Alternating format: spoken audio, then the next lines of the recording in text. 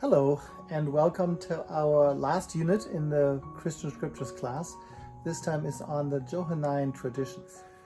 Before you start with this session, don't forget to take that quiz in unit number 5 on the other canonical witnesses. So then let us begin our last unit on the Johannine traditions. That's an interesting topic because those are the last writings that are left over, the Gospel of John, the 3 letters that are attributed to John, and then the Revelation or the Apocalypse of John. One thing that connects these writings is the name John. It is not entirely clear if it is the same John for all writings. Most people agree that the author of Revelation may not be the same John as the author of the 3 letters and the Gospel. What's also not totally clear is, especially in the Gospel and the 3 letters, what community these are written to. That becomes a little bit more clear in Revelation because we have those 7 churches that are being addressed right in the beginning of the letter. They seem to refer to specific congregations in Asia Minor, although there might be also a question whether those are also typical kind of congregations that resemble congregations and their behavior in general. What also seems clear is that at least in the Gospel and the 3 letters, there is some kind of tension within the community. There is some kind of disagreement about doctrine, about teaching. And the question is if the Gospel was written first and then the letters are trying to respond to the Gospel, or maybe the letters were written first and the Gospel responds to that, or maybe they were written at the same time. It's pretty clear that they are written later in the history of all these books. They seem to be the latest writings in the New Testament. But all this we will discover as we look at the writings themselves. But there's one thing that we also need to recognize. Maybe part of the conflict that is being caused in these congregations is a theology that was pretty prevalent in the 1st century CE, but has been pretty much forgotten up to this point. Although I would say that that theology still exists in some ways without knowing its name, and that is Gnosticism. While the 1st century and 2nd century CE were certainly marked with development of the Christian doctrine, especially driven by Paul in such a strong way, in a very, what we consider orthodox way today, there was this whole other way of believing which was connected with Gnosticism. Gnosticism was a strong influence in the early church. And I wonder if the Gospel of John and the letters might respond to Gnosticism. Sometimes they even seem Gnostic, but other times it looks like that maybe they are more of a polemic against Gnosticism. There are Gospels written that are much more deeply Gnostic. For example, the Gospel of Thomas or the Gospel of Judas.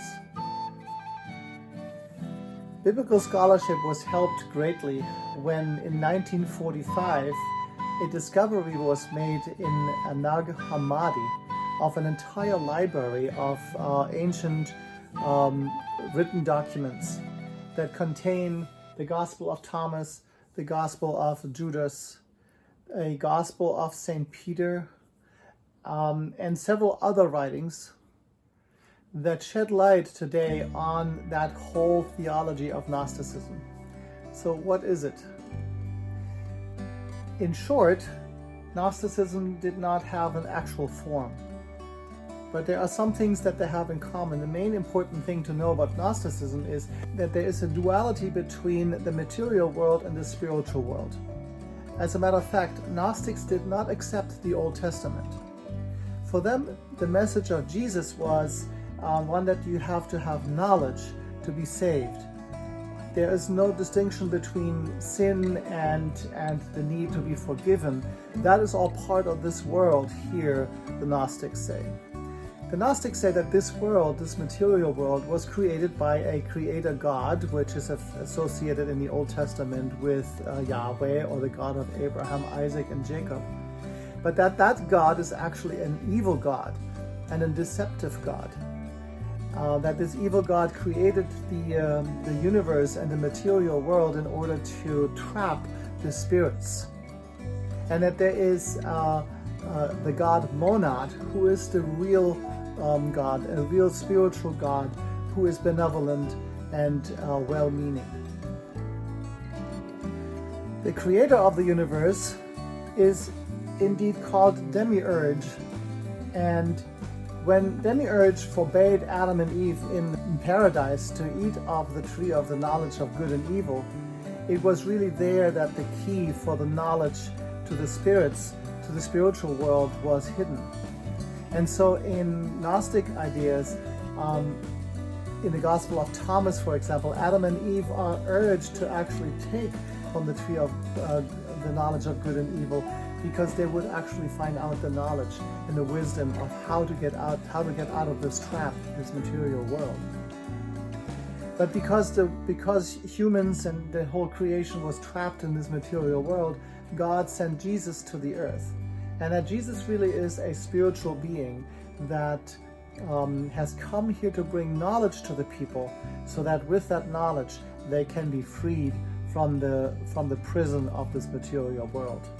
The Gospel of Judas, for example, explains that the reason why Judas betrayed Jesus was because he actually had knowledge, and that this was done with the knowledge of Jesus. Because Judas knew, that Jesus needed to be freed from this body here and killed on the cross in order to reveal the knowledge of the spirit world to the rest of the world. So Judas was a good guy in this case. Judas was somebody who actually had the knowledge, and that we all should strive to find that knowledge that Judas had in order to free our spirits and to be with Monad, the real God. Well, if this all sounds strange to you, if you find it even strange to say that there was Gnostic Christianity, then it's no wonder.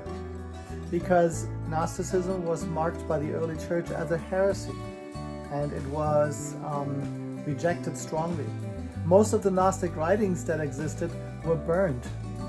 Once the main church decided that this was heresy and it needed to be gotten rid of, Gnostic writings were disappeared, burned away. And it's only with the discovery of the Nag Hammadi library in southern Egypt, in the cave, that one can reconstruct a little bit that early strand of Christianity. Imagine for a moment if the Gospel of Thomas and the Gospel of Judas and even the Gospel of Mary Magdalene, if they were part of our Bible today. Christianity would be quite different.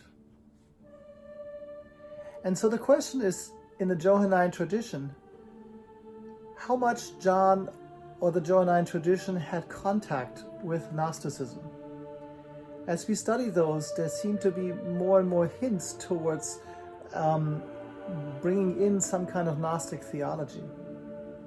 But I would contend that the Gospel of John and the Johannine tradition made it into our Bible today because ultimately John rejected the theology of the Gnostics. And it is actually an argument against Gnosticism. So when we study those scriptures, let's take a little look at that. But for today, when you continue on, look at those videos about Gnosticism, try to understand Gnosticism a little bit, and then use that as a background knowledge when you read John again, the Gospel of John and the letters of John, and see whether the conflict that is being talked about in John may have to do with this conflict between Gnosticism and what we consider today Orthodox Christian theology. So I wish you good luck with the lesson today, and I will try to have one more video at the end of our class. Maybe I will invite you also to a Zoom meeting or so, that maybe we can have a little discussion face to face before the end of the semester. And I wish you all the best.